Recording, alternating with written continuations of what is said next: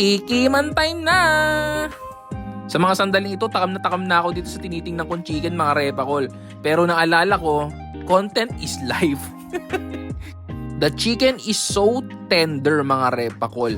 At lasang-lasa yung ginamit nilang sauce dito. Kaya naman, 10 out of 10 to sa akin. Itong lumpia naman mga repakol, it reminds me of lumpia ng Jollibee. Kasi magkasing sukat lang sila. Pucha, parang ano palang bastos pakinggan.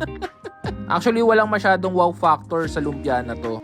Pero, i-order nyo pa rin para matikman nyo. 8 out of 10 sa akin. Kahit may vlog, guys! Hi, vlog! Good! Oy!